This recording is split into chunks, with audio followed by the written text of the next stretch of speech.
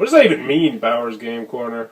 Oh, hi there, YouTube. I'm back again today for another game review. Today I'm very excited to be checking out another Kickstarter game, and that is Dozen Doubloons from World Village Games. This is for one player, even though they are working on a two-player variant of it.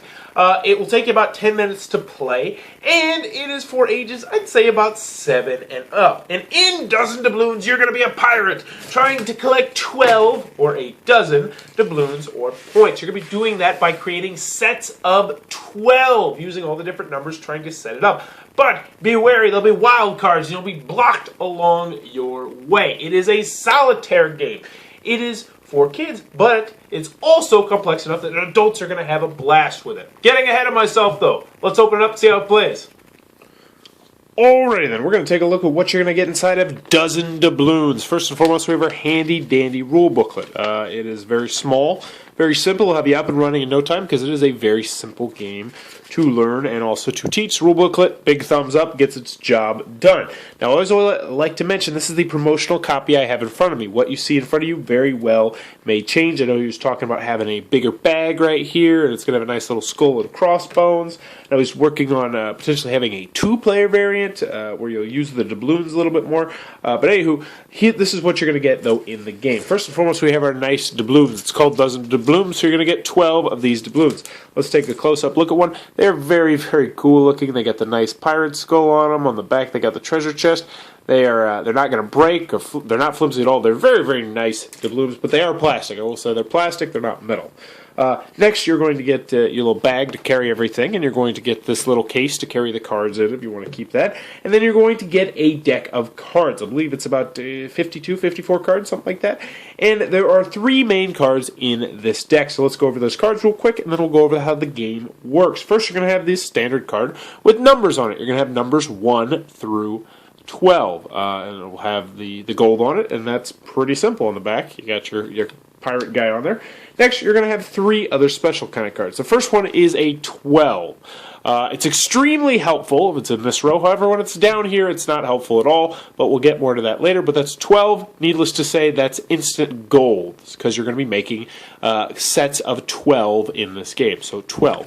Next, you're going to have your wild cards, and they got nice little pairs on them, nice cute little artwork. These can be used as any number you want. 1 through, well, I guess you can use it as 12, but probably not. You can use 1 through 11, and that's going to be your wild card. There'll be a few of them scattered throughout the deck. Last but not least, you're going to get your block cards. These are what you don't want to see, and we'll get more into how these work later. But anywho, when you set up the game, you're going to start out with 6 rows right here that are all going to have 4 cards that are face down, and then 1 card on top that is face up. So you're going to have 5 cards in each row, and then you're going to put the rest of the cards down here. Now, what you're going to be doing in this game, I mentioned you're going to be creating sets of 12. So you're going to look up here and see, oh, what numbers that I have up here are going to make the number 12. So we'd say, oh, 7 and 5, add those together, that's 12. Put it up here, boom, they're gone. Then you're going to flip these cards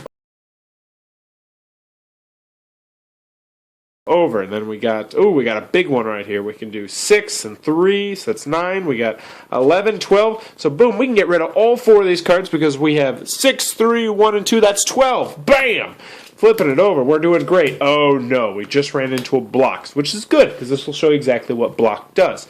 Now, what a block is going to do is you're going to take this entire row of cards and you're going to move it on top of another row of cards. I should go over how you win the game. In this game, what you're going to be doing is you're going to be trying to get rid of all of these cards up here. And each row is going to be worth various different amounts of doubloons. So, for instance, the first row is going to be worth 1 point. Then the second row, 1 point, all the way down to the final row, which is worth 4 points. You're going to be trying to collect all of the rows, get rid of all the rows, and it will end up being 12 doubloons that you win. But anyway, back to the block card. The block card is going to go on top up here, and you cannot access this deck until you completely get rid of all these cards. So this is now a top priority. So you keep going on. Now what we're going to do is we're going to pretend that we don't have anything equals 12. Obviously we do, but we're going to go down to here. Because eventually you're going to run into the scenario where, oh, I can't get to 12. And luckily the game's not over because that would be a pretty terrible game. No, because you're luckily able to use the cards down here. So you're going to flip these over and you say, oh, there's an 11. You know what? I can use that. And I got 12 again. And I go, bam. Sometimes you're not going to get cards you want. So you might say, oh, the 7, I can't make a 12. What's going to happen is you're going to put another card on top of there. Now, how this works is you can't use this 7 anymore unless you use the 2 as well. So in order to get rid of the 7, you're going to have to turn this into a 9 and combine the 2 and the 7. But as you can see, you're going to keep doing that. But eventually what's going to happen is you're going to run into a block card down here. When you run into block cards down here, all these cards, boom, picked up, they're all gone. If you can successfully get rid of let's just pretend, we got rid of all these cards, bam, bam, bam, bam, bam. This comes back down, this block card goes away, and then you would continue on like regular. However, if you were able to successfully get rid of all of these cards up here, you're going to get your 12 doubloons. You're going to be the winner of 12 doubloons. However, if you run out of all your cards down here and you still have cards left up here that you can't use, you'll only gain a certain number of doubloons and you won't be the winner of, Dozen Doubloons. But that, in a nutshell, is how Dozen Doubloons is played.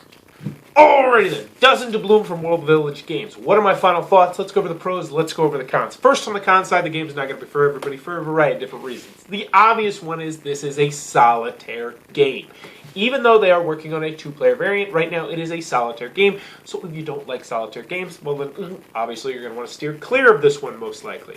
Also, it is not a meatier solitaire game. Now, my favorite solitaire game is Lord of the Rings, the LCG. It takes you like an hour to play. It takes you like 10 minutes to set up, possibly even longer. It's a meaty game. This is not what they were going for here. They wanted quick, they wanted compact, they wanted light, they wanted boom, boom, boom, boom, boom, boom, boom. 10 minutes, I got it set out, I played it, I'm done, I put it back in there. They wanted something super quick and light, and they did that with this, but that's not going to be everybody's cup of tea. Also, the doubloons are super cool. They look awesome. They're great. Why is that a con? Because you don't really use them.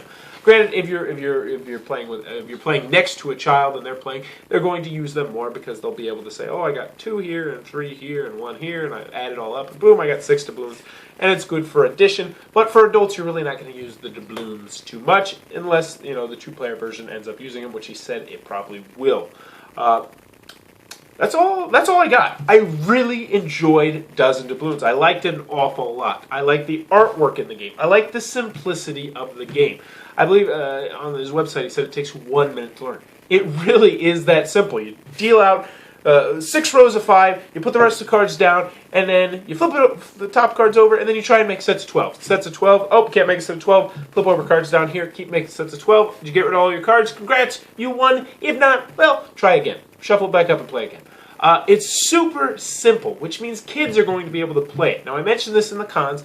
This game, or I mentioned this at the beginning, I believe. This game is easy enough that I would say a 7-year-old could play it by themselves. You'd have to teach them, but after that, I fully believe a 7-year-old could play this by themselves. But it's entertaining enough that an adult is also going to play it. I like this game quite a bit because it is light, it is compact, I can take it with me, and this game, you're not going to feel weird playing it in public. Obviously, if you're sitting somewhere, you're probably not going to bust out Mage Knight and start playing that and have this giant, grandiose experience. This, no. You're going to have people be like, what are you playing over there? That looks like Solitaire. Be like, oh, it's kind of like Solitaire, but it's kind of different. I'm trying to make sets of 12. Be like, oh, it looks pretty cool. It's quick, it's light, compact. I liked it an awful lot. But the main reason I like this game, and since I am a teacher, this is always something that I look at. This is a fantastic educational game. This game is outstanding for addition. Now, I mentioned in the cons that you don't really use the doubloons. However, for kids, it's great. They can say, oh, I got rid of this one and this one and this one. I'll add up that. Oh, I got 8 doubloons. That's awesome. It's addition, not to mention the 12. I mean, they're always adding up 12s, and it's not just like 9 and 3, 8 and 4. No, it's like 8 and 2 and 1 and 1 and 3 and 6 and 3. There's tons of different ways to get to 12, which is going to be great for kids that are trying to perfect that memory math of learning the addition up to 12. Overall, if you couldn't tell, really enjoyed Dozen Doubloons. I like solitaire games an awful lot, and I have a feeling this one is going to be on my collection because it is quick, it is fast, it's easy to teach people, and I have a feeling I'm going to be playing it with my son or teaching it to my son when he gets older. If this sounds like it might be up your alley, be sure to click on the Kickstarter link below, show them some love, and tell them Bauer's Game Corner sent you. Also, in the comments below, let me know what are your favorite quick solitaire games, ones that aren't going to be take up an hour and take up a whole bunch of space. Let me know in the comments below because I love solitaire games. As always, thank you for your time, YouTube, and if you enjoyed this, please be sure to subscribe to my channel. That was the review for Dozen Doubloons. For more reviews and previews, check back at Bauer's Game Corner.